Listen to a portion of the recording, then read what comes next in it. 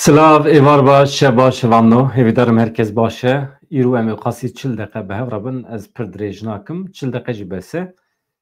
Eger hevalên ku bixwazin werin tevlî me bibin, bixwazin şîrove bikin, bila ji me re peyam bişînin, ez pirkêfxweşî ji wan re lînk dişînim, dikarin werin tevlî bin.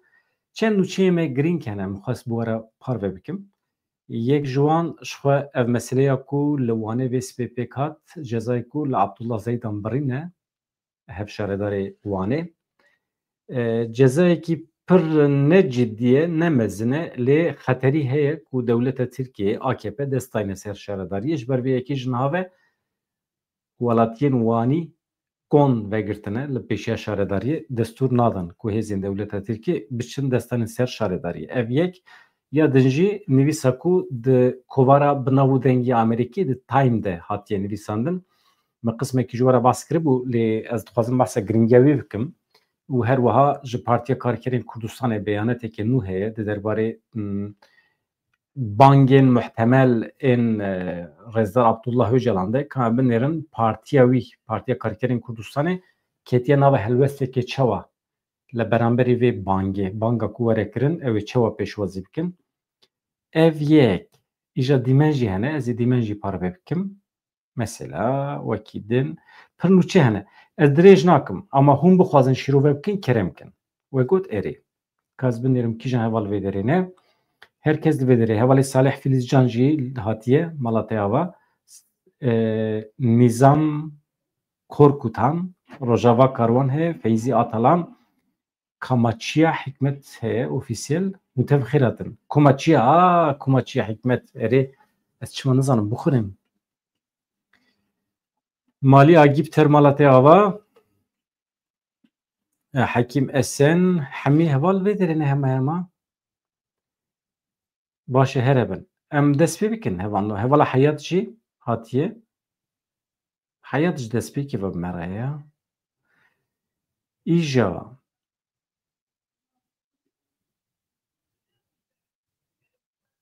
dengbaş e. Hûn bêjin dengbaş em dest pê bikin. Çünkü tu zanin em tim deng cana xirab derdikeve ez feq nakim.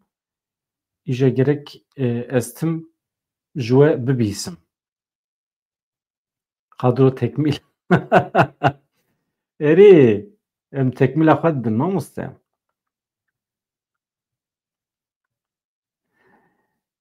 Ka Kurdistan 33 çi nivîsiye mamoste. Mamoste wê ev prosedûra aştî wê bibe gola xwînê ez hêvîdarim ev tişt pêk neyê. Ev komploya duyan dijî Kurdan wê pêk bê Tirk rahetî mafê Kurdan nadine. Erê em zanin Tirk mafê Kurdan nadine ama mafê Kurda destê Tirka da çi digere em wî divê pêşî lêkolîn bikin. Yani Tirk mafê Kurda destê Tirka da be ji xwe nadin. Ama ya mühim merû mafê xwe ji destê wan derbixe, teslîmê wan neke. Merû qedera xwe çawa dikare teslîmê Tirka bike ya? Dünya alemê rojhilata navîn, welatên Ereban her kesî mafê xwe ji destê Tirkan derxist. Berra wandan heta Anadolî anîn tenê manek Kurd destê wan de. Zora wan jî li Kurda dibe. Hikmet Korkmaz mamoste em jî bi te sêrbilindin. Em bi hev û du sêrbilind bin. Xweş e. Felemez Kesercî bixêratî deng baş e dibêje doktor. Erê süper. Me tonkî pere da evî dengê ya. Çima baş nebe. Ama ez canan nizanim ayar kim ji ber wê xirab e. Îja mafê Kurdan di destê Kurdan de ye ku bi kêr hatibin. Bi kêr hatibin. Dibêje Fevzî Atalan. Ya mafê Kurdan di destê Kurdan de ye nizanim ama sedî sed dibin ne destê Tirkan de be. Merûv carekê tê dünyayê weke qewm em girêdayê hevin başûr bo her derê her çarperçeyê Kurdistanê ama em dikarin qedera xwe bi xwe tayin bikin ya esas ew e. Eger em nikaribin di derheqê siberoja xwe de qirara xwe bidin em kole ne. Çünkü kole nikarin. Kole nikarin. Yani tiştekî pir hêsan e. Çawa ku du jara du dike yek ew qas zelal e ku qedera xwe divê em bi xwe tayin bikin. Yani ev diyar yani nîqaşa wî jî nabe û bi tirkara jî dibe merû nîqaş bike arpadaş heqê min destê te de çi digere?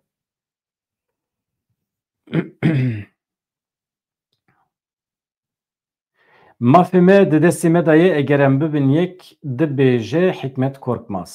Em ê mafê xwe heq bikin.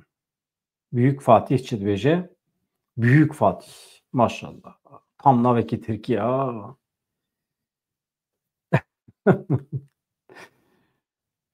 Büyük Fatih.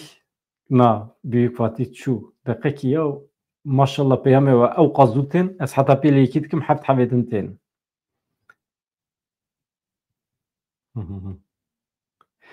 Ya çi xweş e. Tamam. Em dest pê kin û çi dibêjin? Tamam.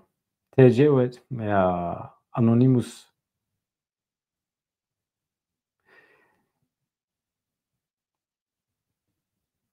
Anonymous heqaret li dewleta Tirkiye neke. Dewleta Tirkiye na dikarî tu azad î dikarî Anonymous tu dikarî heqaret li dewleta Tirkiye bikî. Süleyman Acar mala te ava tu çavê me tu jî hebûna te em bi hebûna te serbilindin em jî bi hebûna te serbilindin. Süleyman Acar her hebî.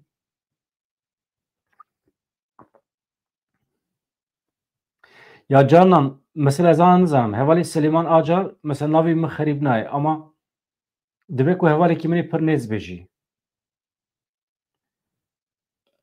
Dibe ku em hev nas bikin jî ama canan nizanim. Gelek heval vê derê hene ji ber ku navê wan ê fermî û navê wan ê YouTubeê ez tam ji hev dernaxim. Eger hevan no eger hûn nasê min ê nêz bin û ez germayîkî çi dibêjin silavekî germ nadim we ez silavê germ didim hemî heval eyn wekî hev tev digerim. Ji her kesî re wekî hev tev digerim.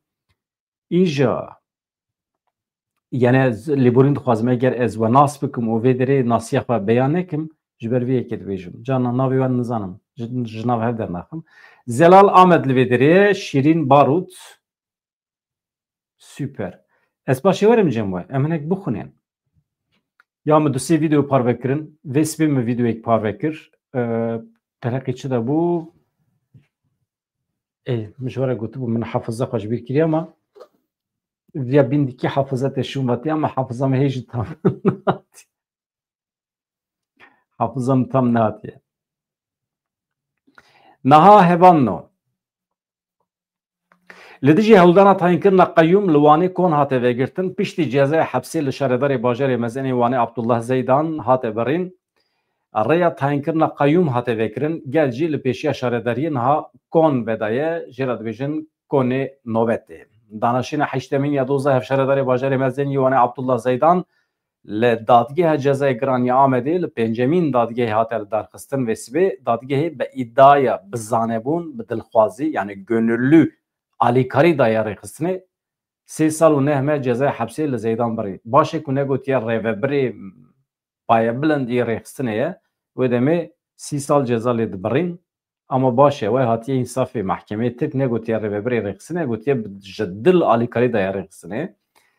Bi vê yekê re pêşiya tayînkirina qeyûm hate vekirin gelê bajêr jî li dijî îxtimala tayînkirina qeyûm herikî pêşiya şaredariyê. Girseya li pêşiya şaredariyê her ku diçe zêdetir dibe. Welatiyên ku hatin pêşiya şaredariyê kurê nobetê vegirtine girseya li pêşiya şaredariyê gelek caran duruşmên bijî berxwedanê gelê Kurd avêtin em ê berxwedanê bi berxwedanê bi ser bikevin. Abdullah Zeydan Neslihan Şedal rûmeta me ne bi vî awayî slogan avêtin. Pir tekrar heye divê nûçeyê de. Ez wextê nûçeyekî dinivîsînim ez hewl didim di nava paragrafê de hevokên dişibin hev gotinên dişibin hev tê de tune bin.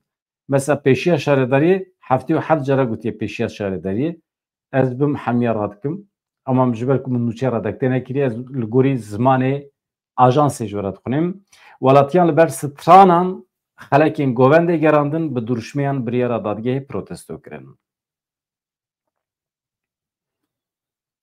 Îjar hevanno niha heyeta İmraliyê dawiya heftê diçe başûrê Kurdistanê haye we jî heye min ev nûçe ji we re pêşkêş kiribû ji xwe îcab nake ez dubare bikim Ama hakikaten em nizanim heyeta İmraliye ev çend heftene mesela li İmraliye hevdîtin pêkanî hatiye derva bi gelek derdora re hevdîtin pêkanî çû Cem Selaheddîn Demirtaşî partiyên li parlamentoya Tirkiye bi wan re hevdîtin pêkanî çima ew xwasa dereng ket neçû Başûrê Kurdistanê çima niha diçe.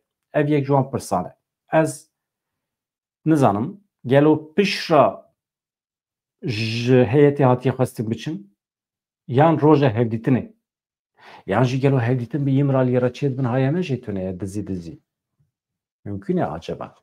Kî ji heyetê re got piştî sê çar hefteyan ka hele biçin Başûrê Kurdistanê jî. Ka hele biçin Mesûd Barzanî bibînin, Nêçîrvan bibînin, zariyên Celal Talebanî bibînin, fikrê wan bigirin, bi wan bişêwirin. Ji bo şêwreke netewî çê bibe. Tabî pir xweş e. Pir xweş e. Ama ev fikir ji ku derê hat. Çavkaniya vê fikrê ku derê ye. Ev mühîm e. İja heyetê de heyet ji ber ku kurmancî nizane sirri Sûriye Önder Pervîn Buldan îja hin kesê din jî tevlî heyetê bûne Keskin Bayındır. Hevserokê DBP. İjar hevserokê DBP Keskin Bayındır en nizanim di heyetê de cih digire ew biçe cem Mesûd Barzanî biçe cem Nêçîrvan Barzanî ama hevê hevdîtinekî çawa pêk bîne nizanim ama di axaftinên Keskin Bayındır ê niha de rexneyên pir tûj û giran li pedekî hatibûn kirin. Ez bawer dikim bi vê wesîle ew ê karibin li hev jî werin. Çünkü piştî ew qasa axaftinê tûj yani ez hevserokê partiyek siyasî bim ez we wisa zû bi zû axaftinê pir tûj nakim. Ne wisa? Çünkü mirov divê rêya hevdîtinê tim vêkirî bihêle. Gotinên giran mirov neke xweş e. Divê mirov yani rê ji hevdîtinê re bihêle baş dibe. Her kesî nexe dijminê xwe. Dijmina li xwe zêde neke, dostan li xwe zêde ke. Ev tiştên xweş in.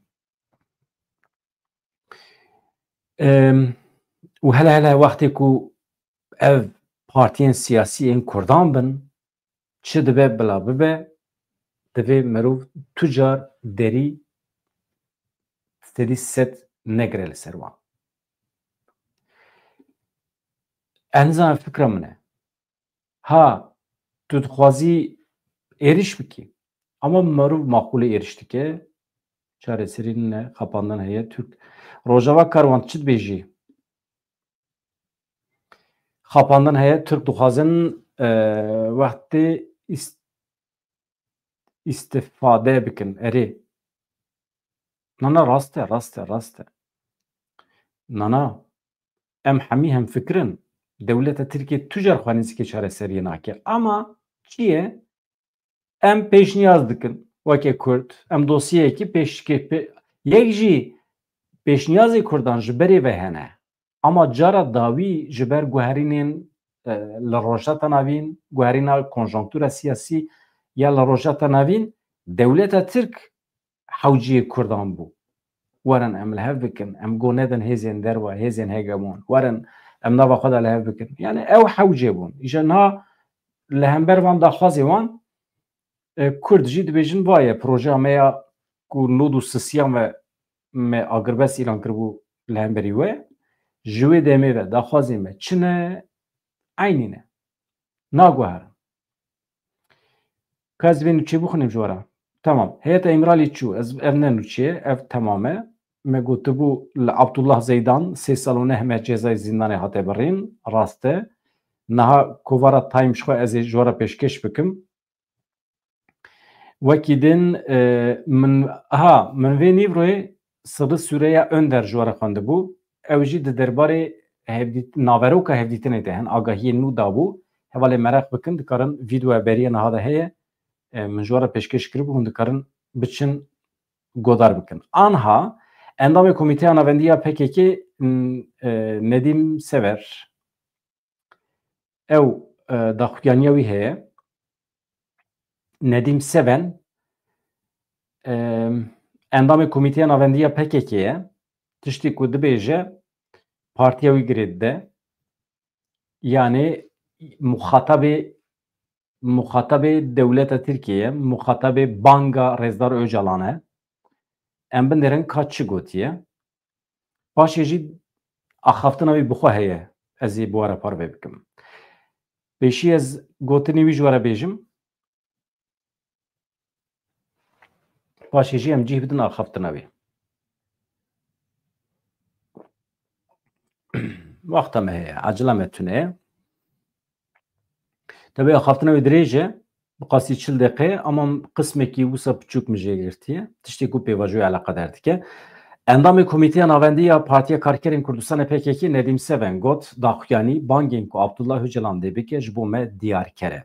Nedîm Seven di hevpeyvîna xwe ya bi ajansa nûçiyan Anefê re li ser pêvajoya çareseriyê li ser hevdîtinên bi Abdullah Öcalan re û Rojevê axivî. Seven diyar kir ku îro berdewama salên berê ne. Gavên ku Abdullah Öcalan avêtine ji sala 1993 ve bi pêvajoyên cuda niha berdewam dikin. Weke mînak, agirbesta yekem ya sala 1993 bi navbênkariya Mam Celal Talebanî, hevdîtinên bi Turgut Özal re agirbesta hevdê adara 1993 dirêjkirina wê heta 8 Hezîranê, ragihandina agirbestê ya 1995 destpêkirina agirbesta sêyem ya îlona 1998 ev hemî beriya vê pêvajoyê ne. Yani ev pêvajoyê ku îro em di nav de ne berdewama wan agirbestan e. Yani pêvajoyên Agirbestan ji bo lêgerîn û çareseriya pirsgirêkan derfet bû. Eger hûn goh bidin daxuyaniyên Abdullah Öcalan yên 1988 reportaja bi Mehmet Ali Bîran re di wê demê de jî qasa rewşa îro dike. Yani eger şert û merç guncaw bin, hazir bin, em dikarin di nava çarçova Tirkiyeyê bi hev re bijîn. Jiyana pêkvejiyanê çi bû navî pêkvejiyan jiyana bihevra ya di nava aynî sînoran de. Tabii eger sînorê nava Kurdistanê rabe baştir e. Hatta divê mecbûr rabe. Çünkü ana mesela hûn ê bibînin dibêje Nedîm Seven peymana Sykes-Picot bi dawî bîye. Peymana Sykes-Picot çi ye? Sînorên ku xistibû nava Kurdistanê. Madem ki wisa ye, demê divê sînorên nava Kurdistanê rabe. İdî em bi kîjan dewleta re dijîn, idî em dibin dewletekî ser bixwe, idî em çewa ye merûv dikare biryara xwe bi xwe bide. Ama Sykes-Picot bi dawî bîye. Ji bo danûstandin, ji bo diyalog û aştiyê rêbazên çareseriyê bûn ev agirbest, ev pêngav hemû jaliyê rêbertiya me ve hatibûn avêtin. Seven azadiya Öcalan wekî merc, wekî şertê vê pêvajoyê danî pêş û got binêre çi dibêje? Yani ji bo ku em yani azadiya serokatiya me dibêje şertê me yekem e ji bo ku em bikaribin dest müzakere bikin. Ama ya acêb ew e dewleta Tirkiye Kandîlê muhatap nagire. Em dibê ne bang li wan dikin, em ne ji wan tiştekî dixwazin, ême heye tune dibê muhatabê me Abdullah Öcalanê li İmraliyê girtiye. Ew çi bibêje dibê em ancak bi wî re dikarin bidin bistînin. Hatta ew di çavê xwe de meşrû dibînin, rewa dibînin ji ber ku girtiye destê wan e. İnsanekî girtî di hepsekî de rewşaviya resmî, legal meşrû ye yani. Dikare pê re bide bistîne. Ama dewletekî dibêje ez bi rêxistinekî re ku ji bo min îlegal e ez wan re nadim nastînim. Dewleta Tirk wisa ye. û heta niha kirinên xwe yên li hember gelê Kurd jî qebûl nekiriye, lêborî nexwestiye, efû nexwestiye. Ê min ez ji sirî ve bi salan dibêjim. Dewleta Tirk wextê ku xwest gavan bavêje jê bipirsin. Di van 7 salên borî de tiştê ku te kirine anîne serê Kurda. Tu jê poşmanî te tiştekî şaş kiriye nekiriye. Eger bibêje min tiştekî şaş nekiriye pişta xwe pê wakin biçin. Na. Tu jargonê din dewleta Tirkiye. Ji bo were ser masê, ji bo gavekî nû bavêje, defterekî nû û pelekî nû veke divê kirinê xwe ên hovane, ên terorîstî, ê kujerî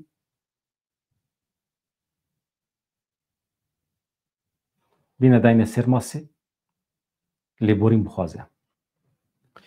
Ancak bi vî şeklî dikare baweriya Kurdan qezenç bike. Emin nêrina min eve ta ji berê ve. Nedim Seven azadiya Öcalan wekî şert û merc danî pêş ji bo vê pêvajoyê û got biryarên ku di kongreyên PKK de hatine girtin, bi taybetî biryarên ku di kongreya yazdemîn ya dawî de hatine girtin, eşkere kirin ku heta azadiya fîzîkî ya Reber Apo neyê bi dest xistin, tut tişt nayê qebûl kirin. Dema ku azadiya fîzîkî ya Rebertî were bi dest xistin, em ê müzakere, çareserî, gavendin, ên ku tên avêtin qebûl bikin. Hat fehm kirin? Kongreya yazdemîn a dawî tiştek ku rêxistin dike, rêxistinê çi ye? Manîfestoya rêxistinê ye. Rêgezên rêxistinê ne. Halên esasî yên rêxistinê ne û biryarên kongrê ne. Di biryara kongreya yazdemîn de heye heta dibêje Reber Apo bi awayekî fîzîkî nê azad kirin, em tu müzakerê bi dewleta Tirkiye re qebûl nakin. Ev e. Ancak wê demê şert û merc ev in. Rebertî bi daxuyaniyekî di wê were daxuyaniyekî bide, em jî li benda vê daxuyaniyê ne dibe ku hin pirsgirêk tenê bi daxuyaniyan çareser nebin, lêbelê em şopdarên Reber Apo ne.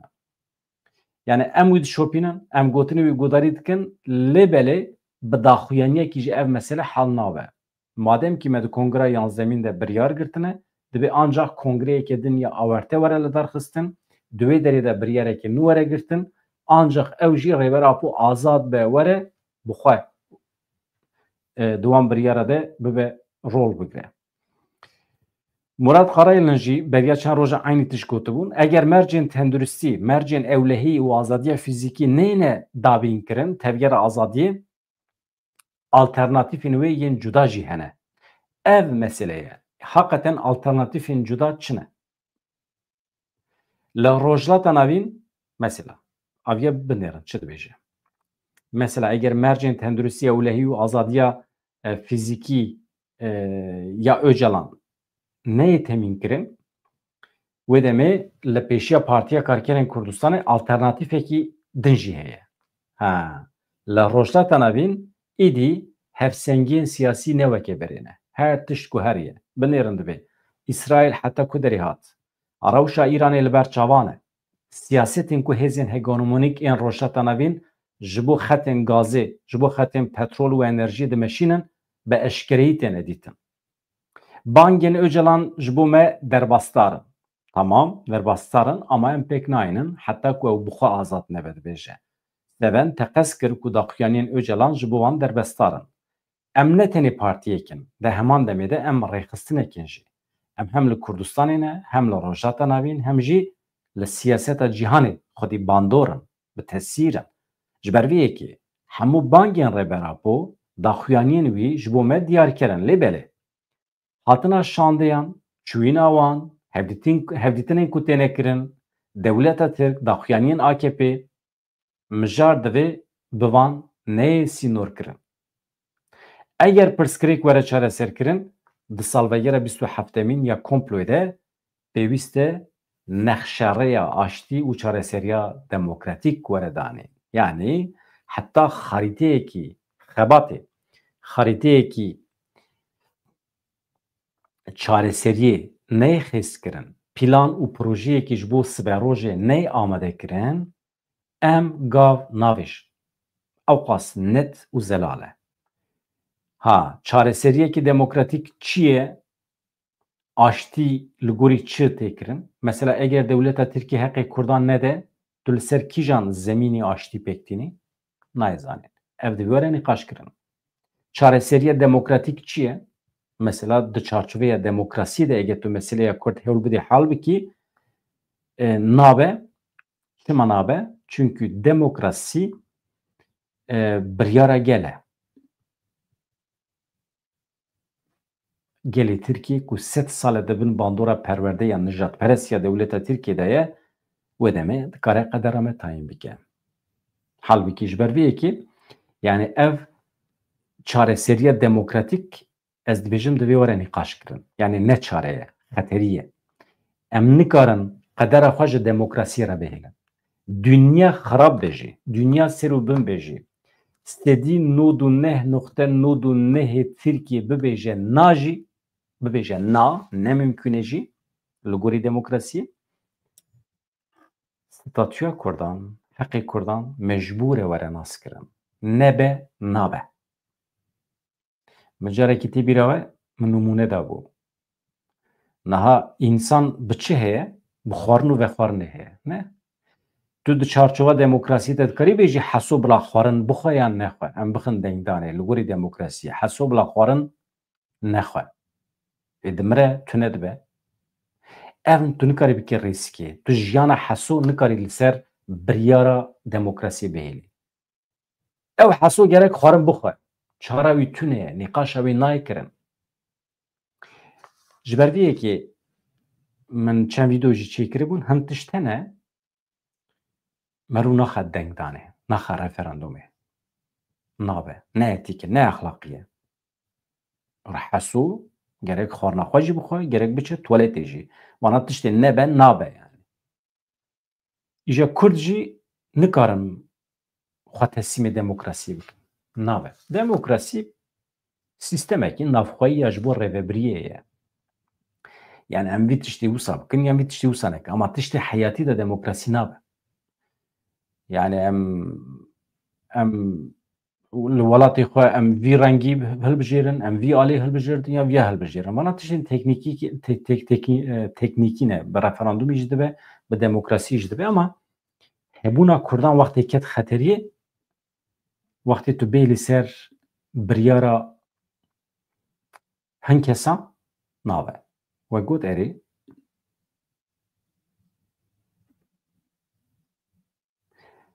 yani kez li peyama we binêrin paşê em bidomînin. Ha deqekî, deqekî. Rast e we anî bîra min. Deqekî.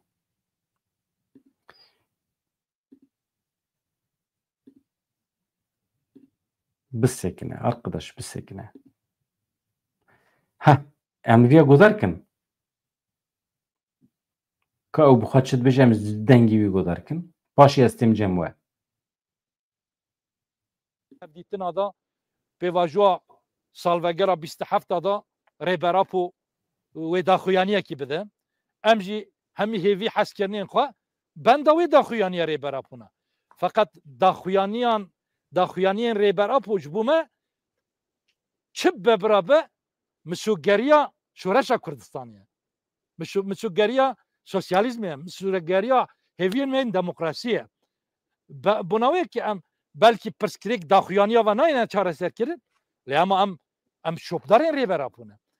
Lê heger aliyê ewleyî, aliyê tenduristî, aliyê fîzîkî şertên rêberapû neyne serastkirin duristkirin alternatîfê tevgera azadî jî heye. Rojhilata navîn dengên siyasî ne wek biriye. Niyet mêzetken İsrail heta ku hatiye. Rewşa İranê berçav e. Rewşa hêzên hegemonîstê rojhilata navîn da ji bo gaz û petrol û av û enerjiyê xetên enerjiyê çikin diyar e. Herhalde tevgera azadî hinde nirx, hinde xebat, hinde şoreş bê alternatîv namîne. Fermandariya me got bijare. Bijarên me hene. Em wa bijarane dema temaşe bikin bijaraya rast rên çareseriya demokratîkin. Ber wê em hêvî dikin û weke bangên rêberapû ne tenê bangan, daxuyaniyan, nêrînan yan jî propaganda ser spekülasyon bêne kirin milekê da herkes hêza rêberapû ji bo berjewendiyê xwe yê siyasî bikar bîne ama rêberapû jî şertên wî neyne duristkin. Nemumkün e. Yani lazım e şertên jiyanê yê rêberapû ê siyasetê ê fîzîkî yani azadiya fîzîkî ya rêberapû misûger be ez wê bariyê danim hemî rêveberiya me hemî qadroyên PKK paşkê wê vê pêvajiyê ra rast tev bigerin wê bi rastiyê rêberapû ve esas bigirin jiyan bikin. Em bi wê ve jiyan bûne me ew nas kiriye em wê ve zindî bûne em wê ve ber bi azadiyê biçin. Her hem raya giştî hem hikûmet temaşa dikin hem welat Parîzê me hem dostî me lazim e vê rast bixwînin. Buna wê ki dixwazim vê bêjim encama komploa navnetevî sala ya 27 da dedi rêbera pawa wek roja qirkirina gelê Kurd ji ber îmakina pêşengê şoreşê Şêx Seîd ya roj bû roja qirkirinê destpêkira roja qirkirinê ye roja reş e ew roj weke kevneşûpî me hemî qadroyên PKK paşkî hemî gelê Kurdistanê wekî rojî wek xwedan derkeftina roja Kurdistanê me bi navtkê hêviyên me ew e ku bangên serokatiyê vê roja reş wê bike rojekê ronahî rojekê demokratîk rojekê sosyalîst wê hêzê me hêviyên me fîzîkî azadiya rêberap ve bigihîjne encam wî çaxî gelê Kurdistanê jî gelê Tirkiye jî gelên rojhilata navîn jî pirsgirêkên rojhilata navîn hemiyan jî taybetî pirsgirêkên şer wê bidine milekî aştiyane danistanî wê rêyên însanî hemî pirsgirêk werine çaresekin.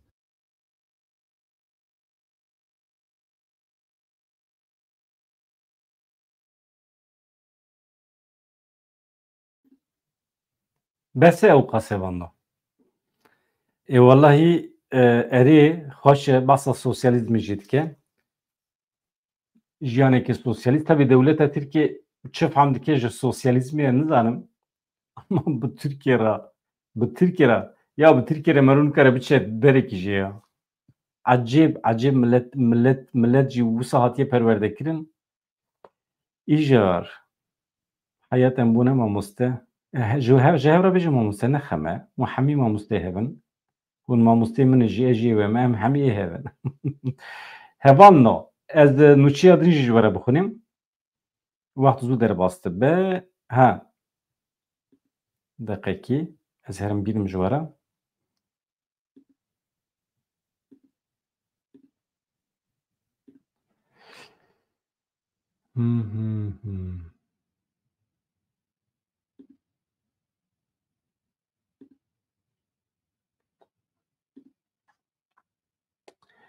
امو سبکن از وی نوچه جواره بینم ام به هفره بخونین هوانو پیشی من در روداوی ده نوچه یک دید از دخوازم بواره پار بکم اف جی مهمه هلوستا فرانسا یا ده درباره روژاوی کردستان ده شخواد تیزانین 13 مهی سبینه دوسبه نا سبینه دوسبه لوی داری جوینک تایبت ده درباره سوریه ده تی چیکرن کرد جهاتنه بخوندن جوینکی ناو نتویه هلوستا فرانسا گلکی باشه درباره کردان ده ایجار هوانو از وی جورا بخونیم پاشی ام جی بدن نویسا کووارا بناو دنگی آمریکای تایم او کووار اونزان مهمه نویسی کتی دا تیم بلاف کرن بگرانی دجیانی دا پکتن وکیل یکتی اوروپای تیاری ماریانی دیار کرد که فرانسا پشکری ده هرمکی خسر یا کردان لروجوای کردستان البته تیاری ماریانی دبیجه دوی کرد بینه لبر چوان بینه گرتن هندزانن حتی نها وکی گلک فرانسیندن املگل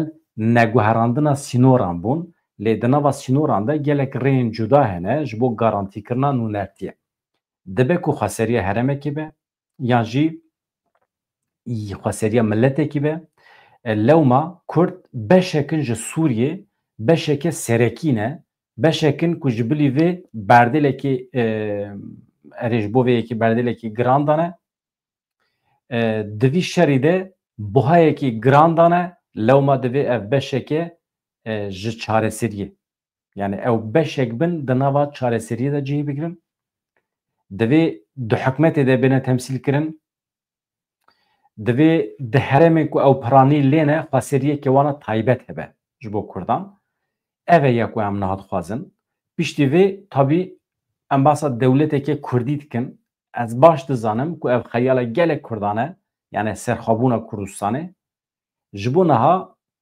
او جمره وکی چاره سریک خویا بکجی دوی دا آستیا ناونتوی ده به چاره سر کرن یعنی دوی اویا جمه درباست به ام وکی فرانسا ام نکارم پیش نیاز بکن ام تنی تکارم پیش نیاز بکن کل روجاوی کردستانی هرمکی خسر یا کردان هبه اف جامعه کداخفه هم وکیل یکتی اروپاییه هم جو وزیر بری فرانسایه جبر وی یکی مهمه هنجل سرکاره یعنی تیری ماریانی ایجار دبی اگر کرد خوازن خیال دکن دولتی که سر بخواه کردان هبه لروشتانوین erdve me derbastike ancak bir yereki navneteviye bu artık bahsa neteviyek büyütke yani ancak lüve derit karevare girtin siyasetmedarı Avrupi bahsa erişen çekdaran u helvesta devlete Türkiye lehember Rojavay Kurdistan jikir çi got yani verişin kul bende ve tişrinetine kirin jali devlete Türkiye ve yaku mirov li cem hin kesan şermezar dike li cem hinekê de jî tê qebûl kirin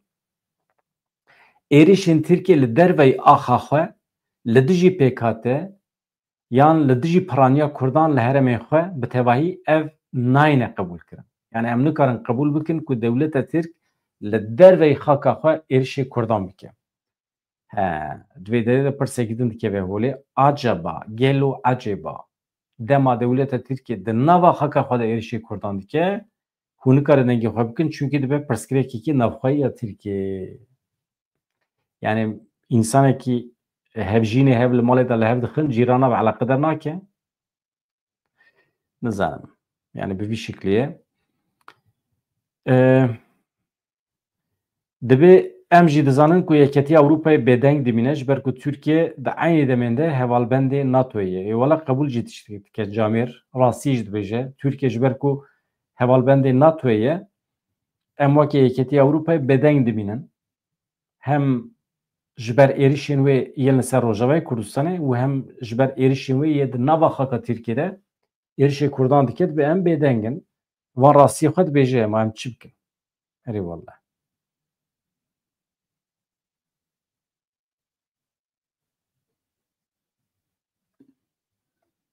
rastiyê ve îje hevan da ez niha tiştekî din ji we re pêşkêş dikim paş ez vedigerim cem waya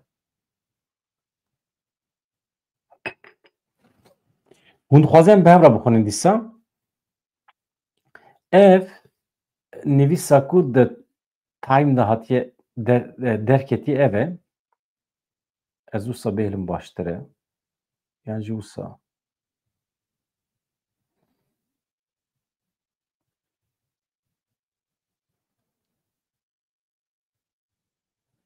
xweş e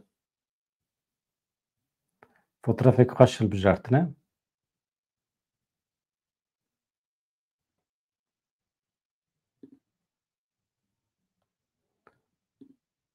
şu ku dirî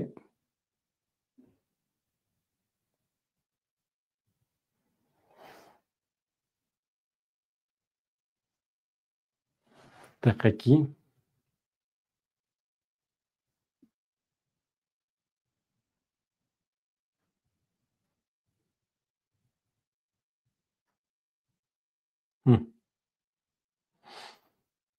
hat ser ekranê tamam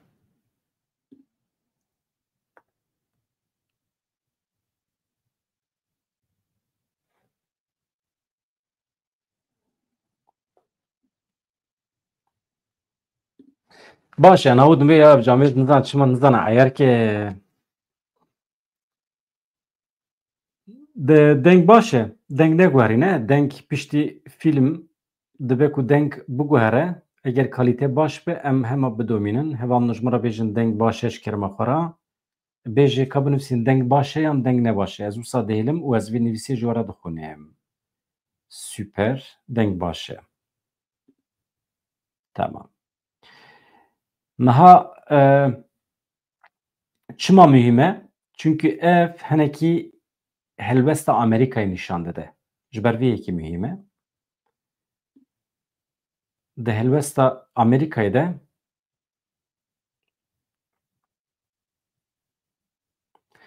di nivîseke kovara Time ya Amerîkayê de ev kovara bi nav û deng e hemî piranî nivîsên ku tê de tên nivîsandin di jiyanê de pêk tên ev ji ber vê yekî mühim e hate destnîşankirin ku bê pêkanîna daxwazên çandî bê pêkanîna daxwazên zimanî siyasî Kurdan aştî aramiya mayînde li rojata navîn çênabe tebî em li bendêne ku rojekî li ser qapaxa manşeta kovara Time şervanên YPG hebin yan jî keseyetiyên girîngên Kurdan hebin ev mühim e di nivîsê de behsa têkoşîna Kurdan ya ji bo serxwebûnê tê kirin kovara Time ya Amerîkayê nivîsekî bi sernavê dîrok nîşan dide ku pêkanîna daxwazên Kurdan ji bo aştiya rojata navîn bingehîn e koma herî mezin ya etnîkî ya bê dewlet li cîhanê.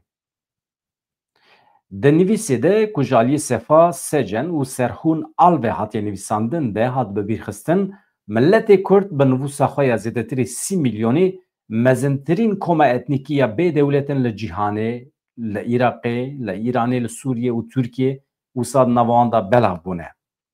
Sînor xistine nava wan. Di nivîsê de tê diyarkirin Kurd zêdetirî 100 salekî ye ji bo azadiyê tê dikoşin, her çar welatên wan jî bi awayên cuda mafê otonomî yan jî serxwebûnê nedane Kurdan. Hate destnîşankirin ku siyasetên çewsandinê zordestiyê yên van welatan li hemberî Kurdan bûne sedema pevçûnên berdewam li herêmê. Ji vê dîrokê dersekî zelal divê bê derxistin. Tecrübeyên berê hene. Çi ye? Dersa ku mirov divê ji dîroka Kurdan derbixe ev e. Kovar dinivîsin ez nabêjim. Bê pêkanîna daxwazên çandî zimanî û siyasî yên Kurdan bi destxistina aştî û aramiyê li rojhilata navîn nemimkün e. Yani heta ku Kurd negihêjin miradên xwe, mirazên xwe, aştî aramiya li rojhilata navîn nemimkün e. Ez bidomînim. Ka ez nivîsê binêrin. Ez nivîsê nîşanê we didim, binêrin nivîs çiqas dirêj e. Yani ez viya bilhanek bikeve qeyda jî rast dibêjin, hûn jî rast dibêjin. Ewsa bila bikeve qeyda. Kesê ku bixwazin îngilîzî wê bixwînin qe nebe ez wisa nîşanê we didim. Yani mirov dikare paşê li ser ekranê îngilîziya wê jî hûn dikarin bixwînin. Tabii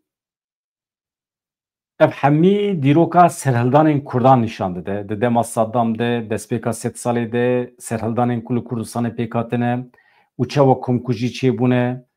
Ev hemî tecrübe nîşan didin ku dibêje êdî bes e. Ez bawer dikim êdî Amerîkayê biryar daye. Êdî bes e. Behsa serhildana ku bi pêşengiya PKK hatiye pêşxistin behsa wê dike. Ama li Tirkiye hêjî mafê Kurdan nehatiye bi destxistin. Niha pêvajoyê aştiyê falan behsa wê dike. Li Sûriye niha rewşekê de facto derketibû pêşî. Paşê bi êrişên Daişê re YPG piştgiriya navnetewî bi destxistin. Tekuşînekê bê hempa meşandin li hember Daişê behsa van mijara dike. û ewsa didome heta vê derê tê. Mijara qeyd kir. Na hêj dewam dike. Ew reklam bû. Na heta vê derê tê. Niha hevalên ku bixwazin wisa îngilîzî li ser ekranê bixwînin qe nebe li vê derê hazir e. Hevan da. Îja ez dîsa bînim jor bihêlim li ser vê fotoğrafê xweşik ê keça Kurd.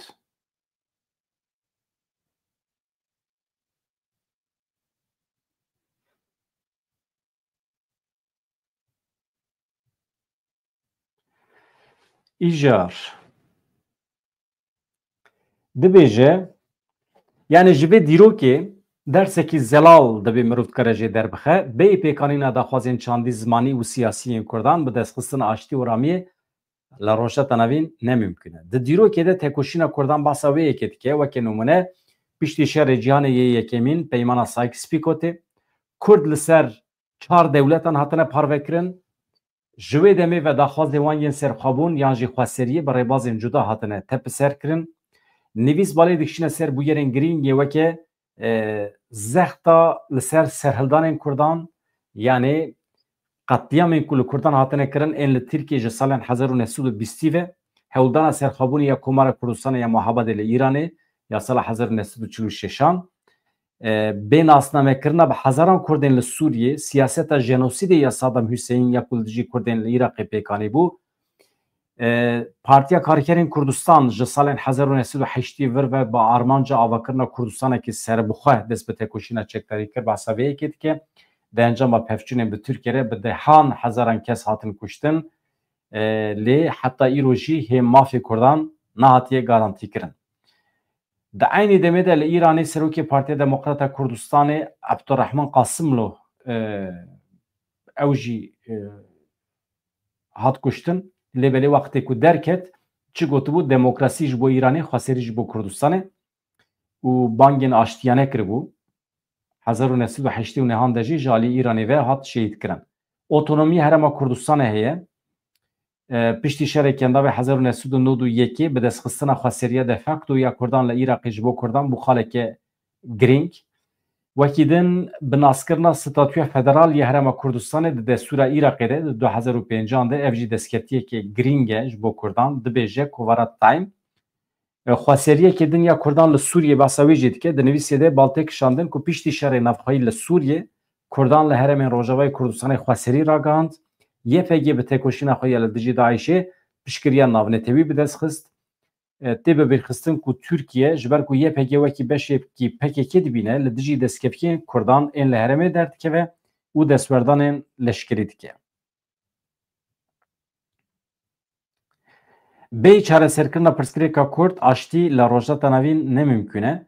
Di vê nivîsê de tê diyarkirin ku daxwazên xweserî û serxwebûnê yên Kurdan li herêmê dibin sedema pevçûnên dirêj lê siyasetên zextê jî nikarin vê têkoşînê rawestînin. Herî dawî tê diyarkirin ku ji bo aştiya mayîndeya li Rojhata Navîn divê daxwazên Kurdan bêne qebûlkirin li ber çavan bêne girtin. Dibêje dîrok nîşan dide ku têkoşîna azadiya Kurdan bi zextê naye rawestandin. Lêbelê hewldana avakirina dewletekî yekgirtî ya Kurdan dikare bibe sedema pevçûnên nû bi dewletên herêmê re. Çareseriya herî baş sîstemeke pirçandî ye ku tê de hemû komên etnîkî, komên olî yên mezin xwedî mafên siyasî çandî wek hev bin.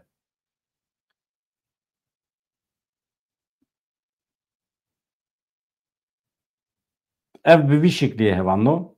Niha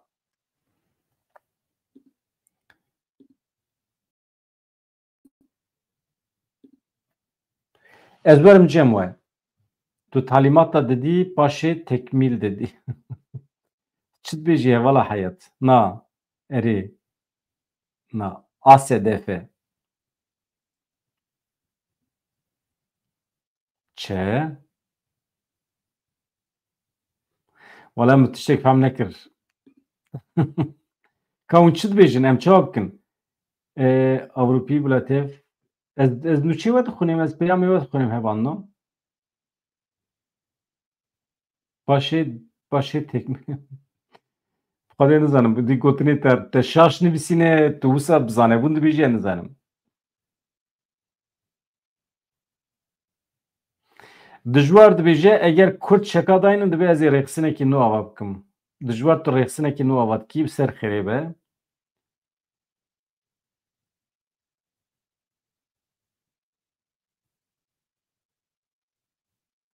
Maf çi dibêje? Maf madem ez xuya me çima komek peyam nivîsê kes nade. Ka ez peyamê te nabînim. Maf ka ez bibînim ez bidimê. Wextê ku ez nivîs dixwînim tu peyam binivîsî çiwa dikarim bidimê? Tabii derê feyzî altı jî cuda ye 30 milyon ne zêdetirê 70 milyon e ya bila 30 milyon be ew mesele ne? Bila 30 milyon be. Ka hevalê maf ez peyamê te bibînim ez ê bidim ser ekranê ama nabînim tune yani. 77,000 mesaj hene.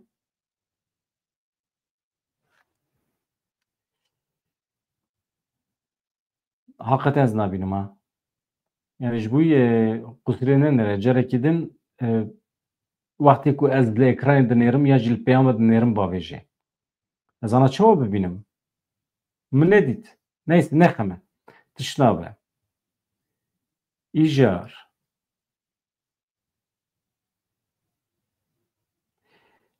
Avê ji li ber çavan bigirin ji kerema xwe re.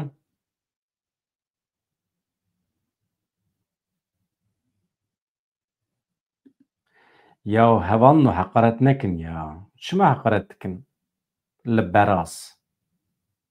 û çima li beraza heqaret dikin? Yani hûn berazê xweşik û çima dikin mîna dewleta Tirkiye? Ez heqaret li heywana nakim.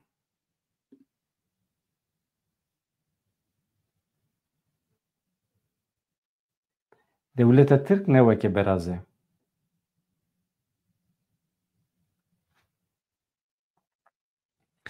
İjar. Kemal Beştaş Malatya. Bu xwedî tu ji min re navêjî. Min got qey tu ji min re dibêjî. Hevalê Kemal Beştaş. Te baz mamoste re gotiye. Tu çewanî. Ama kes halê min napirse. Hûn tenê halê hev dipirsin. Ha, tu bi navê baz weşandiye. Maf. Êniha ez çawa bînim? Hemî nav hev ket. Tamam. Vê carê me efû bike carekî din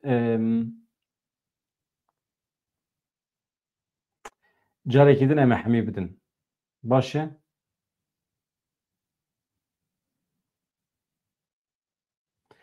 Dijwar mala te ava. Her hevî.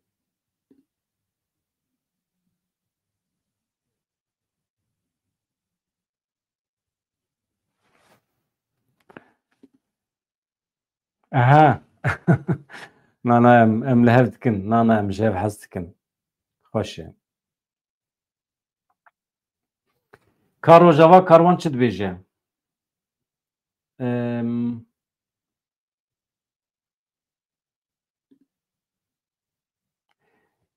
Gelek ma em te dibînin tu gelek baş tê xuyan.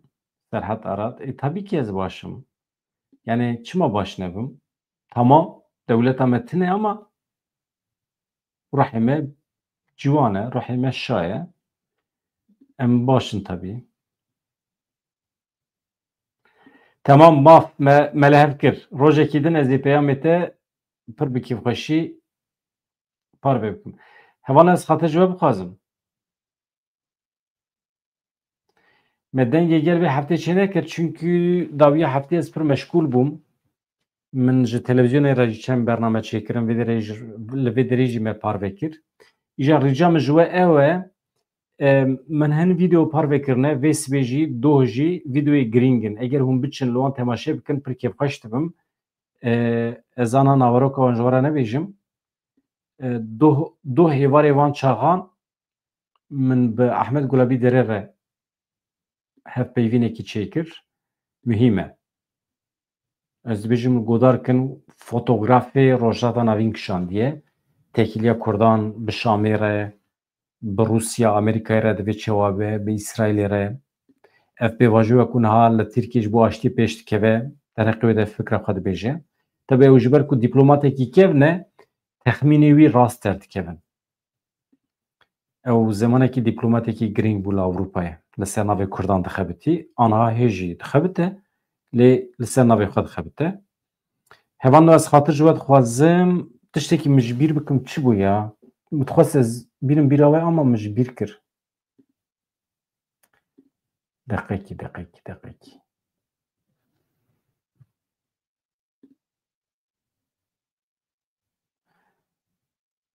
Ha, li pêşiya girtîgeha Evînê li Tehranê niha li hember cezayê darvekirinê li Pexşan Ezîzî hatiye birîn û Werîşe Muradî her du keçê me Kurd in li Rojavayê Kurdistanê xebitîne wexta xwe de. Îja aniha ji bo azadiya wan çalakî hatine destpêkirin. Îro li pêşiya girtîgeha Evînê Tehranê ew dibe em gur bikin wan çalakiyan li Ewropayê jî eger hebe baş dibe ew heqeten mühîm e.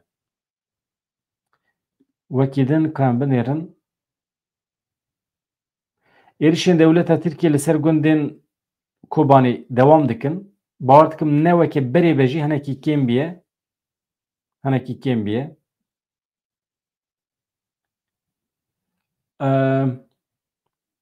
Tülay Hatîmoğulları dibêje peyama ku ji İmraliyê bahata 15 Sibatê dibe ku hinekî dereng bikeve.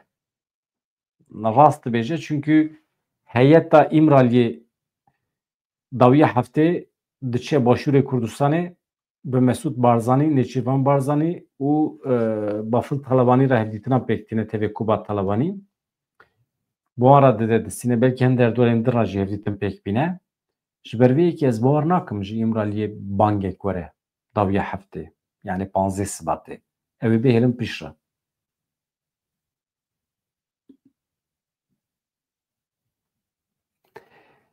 دیزانکار مالا تیا و هر هبی به هیویا روژین خوش آزاد چی دکم بکم بلا بده و گشت کرم آخرا دم باش سلاف